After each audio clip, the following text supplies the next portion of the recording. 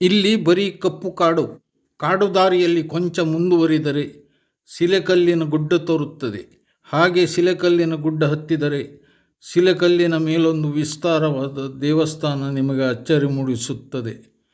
ತಗ್ಗು ಮತ್ತು ಎತ್ತರದ ಈ ಗುಡ್ಡದ ಮೇಲಿರುವ ದೊಡ್ಡದಾಗಿರುವ ಚಂದವಾಗಿರುವ ಈ ದೇವಸ್ಥಾನಕ್ಕೆ ಪೂಜೆ ಸಲ್ಲಿಸಲು ಬರುವವರ ಸಂಖ್ಯೆಯನ್ನು ಕಡಿಮೆ ಇಲ್ಲ.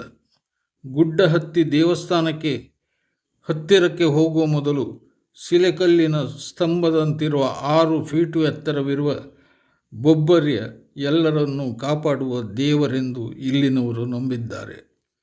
ನಾಯಿ ಸಂಪಿಗೆ ಮರದ ಸಂದಿಯಲ್ಲಿ ತೋರುವ ಬೊಬ್ಬರ್ಯ ಘಟಾಘಟಿ ದೇವರೆಂದು ಈ ಭಾಗದ ಜನರು ಬಲವಾಗಿ ನಂಬಿದ್ದಾರೆ. ಮಂದರ್ತಿ ದುರ್ಗಾ ಪರಮೇಶ್ವರಿ ದೇವಸ್ಥಾನಕ್ಕಿಂತಲೂ ಪುರಾತನವಾದ ಮಾಲಿಂಗೇಶ್ವರ ದೇವಾಲಯಕ್ಕೆ ಬಹುಶಃ 1000 ವರ್ಷದ ಇತಿಹಾಸವಿದೆ. ಶೈವ ಮತ ಪ್ರಭಾವಗೊಂಡ ಈ ಸಮಯದಲ್ಲಿ ಇಲ್ಲಿ ದೇವಸ್ಥಾನ ರಚನೆಯಾಗಿದೆ. ಆಸುಪಾಸಿನ ಹತ್ತೂರಿಗೂ ಇದೇ ಪ್ರಧಾನ ದೇವಸ್ಥಾನವಾಗಿತ್ತು. ಇಲ್ಲಿನ ಜನರ ಬಾಯಲ್ಲಿ ಮಂದರ್ತಿ ದುರ್ಗಾ ಪರಮೇಶ್ವರಿಯ ಪತಿ ದೇವರು ಮಾಲಿಂಗೇಶ್ವರ ಎನ್ನುವ ಮಾತು ಇಲ್ಲೆಲ್ಲ ಹರಡಿದೆ. ಆದರೆ ಯಾವುದೇ ಆಧಾರವಿಲ್ಲ. ಜನಪದದ ಸೊಗಡಿನಲ್ಲಿ ಈ ಕತೆ ಹರಡಿದೆ ಎಂದು ಊಹಿಸಲಾಗಿದೆ.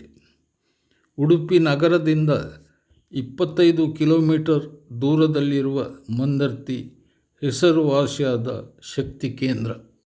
ಇಲ್ಲಿಂದ 2.5 ಕಿಲೋಮೀಟರ್ ಮುಂದುವರಿದರೆ ಬಲಬದಿಯ ಶಿಲೆಯ ಗುಡ್ಡದ ಮೇಲೆ ಮಾಲಿಂಗೇಶ್ವರ ದೇವಸ್ಥಾನ ಗೋಚರವಾಗುತ್ತದೆ.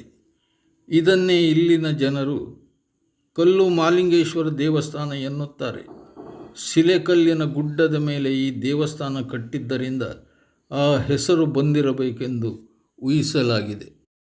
ಭಕ್ತರ ಸಕಲ ಆಶೆ ಆಕಾಂಕ್ಷೆ ಕೋರಿಕೆಯನ್ನೆಲ್ಲ ಶೀಘ್ರದಲ್ಲೇ ನೆರವೇರಿಸುವ ಮಾಲಿಂಗೇಶ್ವರ ಈ ಭಾಗದ ಜನರಿಗೆ ಮಹಾದೇವನಾಗಿದ್ದಾನೆ.